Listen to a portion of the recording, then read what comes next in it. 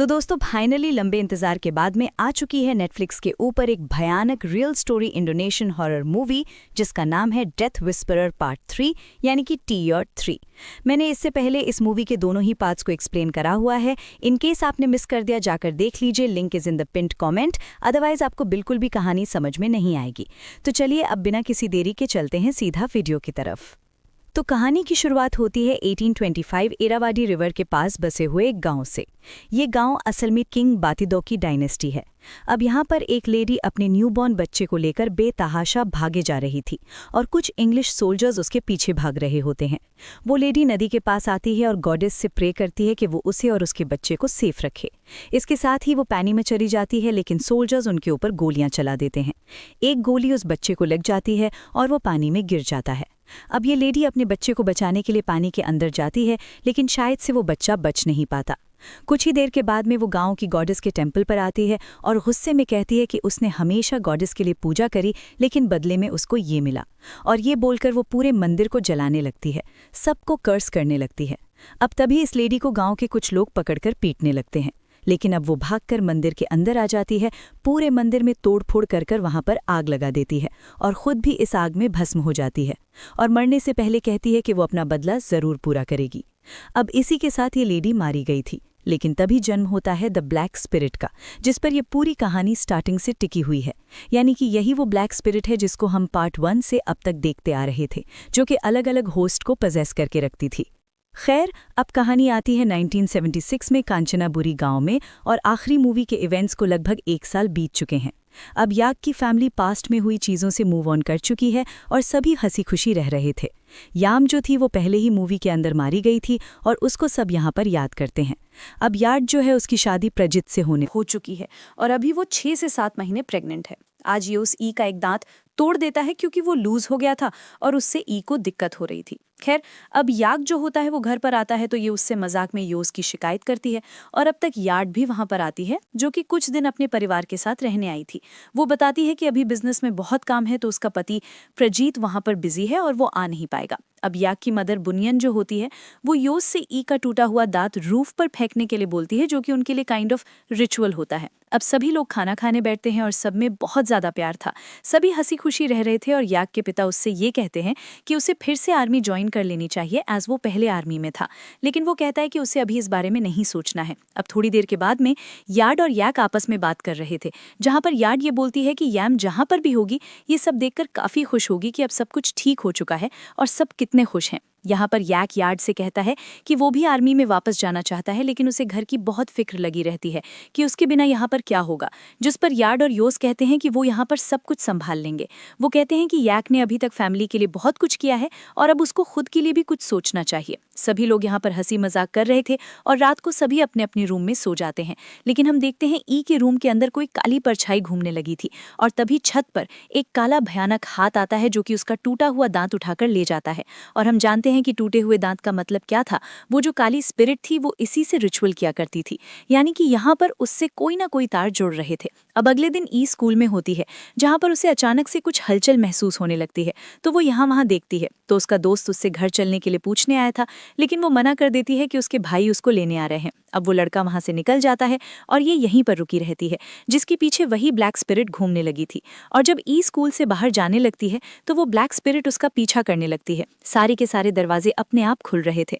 वो main entrance तक आती है, लेकिन अब ये मेन एंट्रेंस अपने आप ही लॉक हो गई थी और वो बाहर ब्लैक स्पिरिट को खड़ा हुआ देखकर कांप जाती है, क्योंकि ये बहुत टाइम बाद हुआ था। वो वापस स्कूल के अंदर भागती है, लेकिन अब पूरे स्कूल के अंदर हलचल होना शुरू हो गई थी।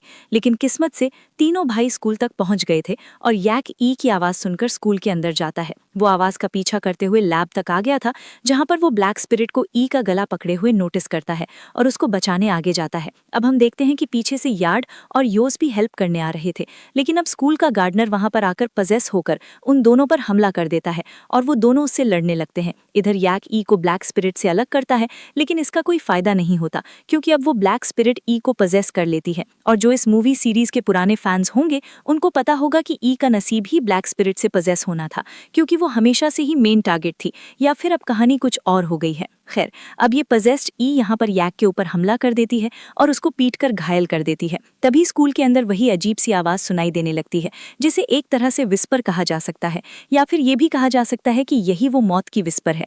और आप जानते हो कि जब भी ये विस्पर सुनाई देती है तो आसपास वालों को नींद आनी शुरू हो जाती है। तो यार्ड और योस तो यहाँ पर सो गए थे, लेकिन यैक खुद को जगाए रखने के लिए अपने हाथ को लाइटर से जलाने लगता है, जो कि उसका पुराना तरीका है खुद को जगाए रखने का। लेकिन होता यह है कि अब पजेस्ड हुई उसकी बहन ई धीरे धीरे उसके पास आती है और एक ईविल भयानक स्माइल देती है और लाइटर को फूंक मारकर बुझा देती है, जिसके साथ साथ ही यैक सो गया था। फाइनली ब्लैक स्पिरिट ई को अपने साथ ले जाती है। खैर, अब रात को ये तीनों भाई घर आते हैं और साज पेफिन भी घर आए थे। वो यैक की ड्रेसिंग करते हैं, जिनसे यैक ये पूछता है कि ये कैसे हो सकता है, उन्होंने ब्लैक स्पिरिट को खत्म किया था, फिर ये कैसे पॉसिबल है। इस पर वो कहते हैं कि ये पक्का कोई दूसरी स्पिरिट होगी, एज एक से ज्यादा ब्लैक स्पिरिट हो सकते हैं। अब यहाँ पर सभी ई के लिए परेशान हो रहे होते हैं, तो साज पेफिन से ये पूछते हैं कि उनको क्या करना चाहिए। तो वो एक तरीका सजेस्ट करते हैं कि वो तरीका है याम की स्पिरिट से बातचीत करना। वो स्पिरिट बोर्ड लेकर आते हैं, जिसके जरिए वो याम की स्पिरिट को बुलाकर उससे ई के बारे में पूछ सकते हैं। लेकिन साज पेफिन पहले ही सबको रूल्स बता देते हैं। पहला ये कि उनको अपना पूरा ध्यान सिर्फ याम की स्पिरिट पर रखना है और फोकस नहीं खोना है, यानी कि किसी दूसरे के बारे में नहीं सोचना। सेकंड ये होगा कि कुछ भी हो जाए, स्पिरिट बोर्ड पर इस्तेमाल होने वाले ग्लास से उनकी उंगली नहीं हटनी चाहिए। और तीसरा ये कि चाहे कुछ भी हो जाए, ये ग्लास टूटना नहीं चाहिए। खैर, अब तक यैक, उसकी बहन यार्ड, योस और यार्ड स्पिरिट बोर्ड सेशन शुरू करते हैं और याम को याद करते हैं। कुछ ही समय में वहां पर हलचल शुरू हो गई थी और वो ये पूछते हैं कि क्या याम की स्पिरिट यहाँ पर आ चुकी है, जिस पर बोर्ड पर यस होता है।